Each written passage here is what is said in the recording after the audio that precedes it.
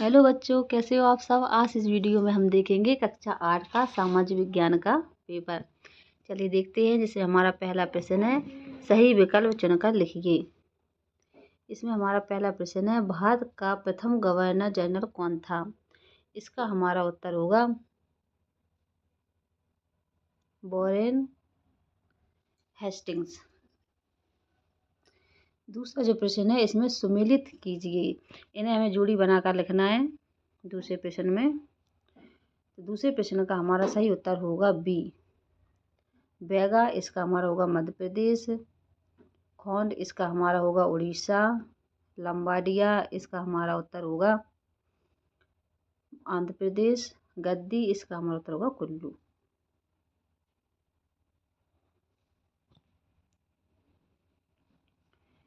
तीसरा प्रश्न है हमारा, भारतीय संविधान के जनक माने जाते हैं। तो जो भारतीय संविधान के हमारे जनक थे वो हमारे भीमराव अंबेडकर थे। चौथा जो प्रश्न है, धर्मनिरपेक्षता का सबसे महत्वपूर्ण पहलू है। धर्मनिरपेक्षता का जो सबसे महत्वपूर्ण पहलू है वह है धर्म को सत्ता से अलग करना। धर्म को सत्ता से नहीं जोड़ा जाता। पांचवा प्रश्न है, पांचवा जो प्रश्न है, बजट में नहीं दर्शाया जाता। तो बजट जो आता है उसमें आगामी वर्ष की विकास योजना दर्शाई जाती है, आयकर के प्रावधान भी दर्शाए जाते हैं और पिछले वर्ष का वित्तीय ब्यौरा भी दर्शाया जाता है। उसमें जो दर्शाया नहीं जाता वो हमारा है आगामी चुनाव की योजना।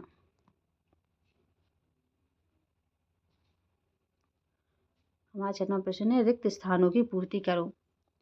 तो पहला जो है, घुमंतु खेती को कहते हैं झूम। घुमंतु खेती को झूम खेती भी कहा जाता है। दूसरा प्रश्न है, संविधान सभा का गठन 1946 में हुआ था। तीसरा प्रश्न है, जनसाधारण को सुविधाएं मुहैया कराने का दायित्व किसका होता है, सरकार का। चौथा है, लोकतंत्र का जनता के लिए जनता के द्वारा शासन होता है। तो लोकतंत्र जनता के लिए जनता के द्वारा शासन होता है। पांचवा प्रश्न है, मैलापुर में लोग खालिस्तान के पानी का उपयोग पीने के लिए नहीं करते। तो मैलापुर के जो लोग हैं वो बोरवेल के पानी का उपयोग जो है पीने के लिए नहीं करते। सारे के सारे प्रश्नों को आप अच्छे से नोट कर लो या आप इसका स्क्रीनशॉट ले लो। अब हम आ गए हैं अति लघु उत्तरीय प्रश्न, जो 2 अंक के हैं। इसमें जो हमारा 11 प्रश्न है, प्लासी का युद्ध कब व किसके बीच लड़ा गया। 12वां जो प्रश्न है, मालवाड़ी व्यवस्था क्या थी। 13वां प्रश्न है, भारत का सर्वोच्च न्यायालय कहाँ है।